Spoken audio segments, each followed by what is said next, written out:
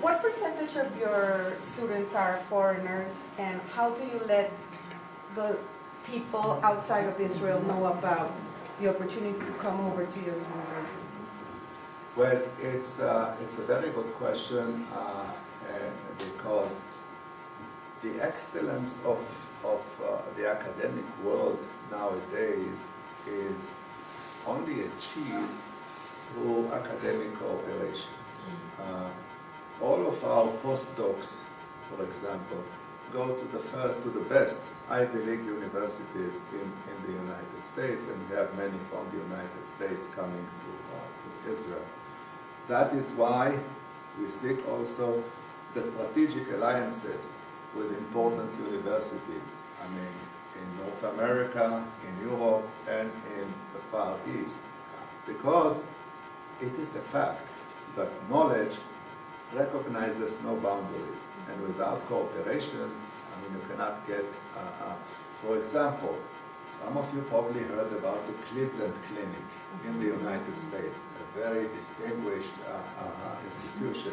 We have a very close cooperation of our medical school with the Cleveland Clinic in working together on trying to find cure to, which brings me to your question.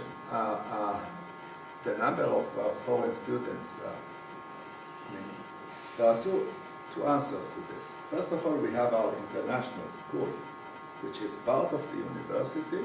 I don't know how many students do we have involved there? 2,000. We have quite a number of students there that come to Israel for a semester or for a year. You know, most good universities require that you spend one semester abroad. So we have many coming from the United States, coming from China, from Korea, from all around the world. This is for the exchange, but we also have students, mostly in the more advanced studies, that come to do research. And you can see some of them coming from India, some of them coming from the United States. But the name of the game is really openness and cooperation. And that's why we are engaged now in a very ambitious project called the internationalization. I know it sounds a long word. I have a story about this word also.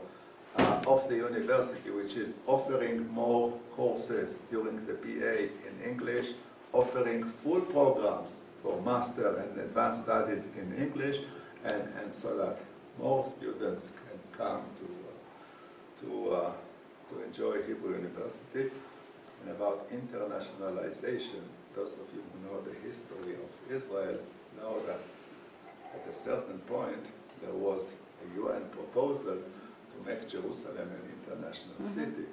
So I think the story is about Golda Meir when she hosted, I think it was the Secretary General of the UN, and he was trying to convince her of the need of the internationalization of Jerusalem.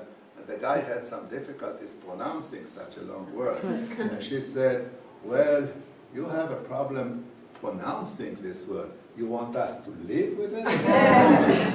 Well, if I may add, what we have been working now with the universities trying to put in place summer programs for Mexican universities. So for the last 2 or 3 years, we have been working with ITAM, and ITAM, which is one of the top universities in Mexico, has been sending students during the summer for summer courses. Yes. And we're very much now planning for the next summer to repeat that. So we have been trying to raise the level of awareness for Mexican students of the possibility of going to Israel, in particular to the Judío University. Well, and I will be very happy in the coming visits here to explore also the possibilities of academic cooperation between the universities. You have some very good universities. Well, and the lady who is the lady who is the sister. We're very proud about her because she's part What kind of of research are you doing at the university, different groups in relation to terrorism and in relation to the Middle East situation? What are your researches and what are you doing? Well, I was very happy when I heard the first part. What kind of research? Because I wanted to tell you that some of the things that you don't even know came out of Hebrew University. All the things that are products of the research of Hebrew University. For example, you like cherry tomatoes? Yes. Where were they invented? Hebrew University. I mean, the cherry tomatoes are something that came from Hebrew University. Then moved to high-tech. In most of the cars in Europe, there is a system called Mobileye. Now, Mobileye is a very simple system in your car that alerts you. This is anti-collision. When a car comes close to you, I mean, it beeps. I mean, it's nowadays a huge company traded in the NASDAQ, a company in New York. But who is the guy who started it? He's a professor at Hebrew University. I mean, and I can go on and on and on. And if we are to find a cure to Parkinson, one of the two academicians that is at the forefront of this is Professor Haggai Bergman from Hebrew University. And I can go on and on. What have we done in the research of terrorism? You know, the beauty of Hebrew University, now seriously speaking, is that, and this is what makes Hebrew University special, because we have few other good universities in Israel. I'll be the first one to say that Weizmann is an excellent institution, that the Technion is a very good institution, undoubtedly. I don't know why you're laughing, because you are here for Weizmann. He's the president. Is the president of Mexican president. So you can quote me. Weizmann is an excellent institution that we Israelis are proud of. And the Technion is an excellent, but what makes Hebrew University special is the fact that Hebrew University is very much like a shopping mall where you have a lot of small boutiques, which means you can find everything you want, and everything you find is the very best, which is to say that you have a whole spectrum of academic studies. It can be Jewish studies, it can be Yiddish, it can be ancient languages, it can be archaeology, it can be social work, it can be mathematics, it can be brain research, it's computers, computer engineering, nanotechnology, everything that you have at Hebrew University. And among the things we have in our school of, or in our faculty of the humanities, and also the Faculty of Social Studies, to have some of the best schools researching exactly what is happening in the Middle East.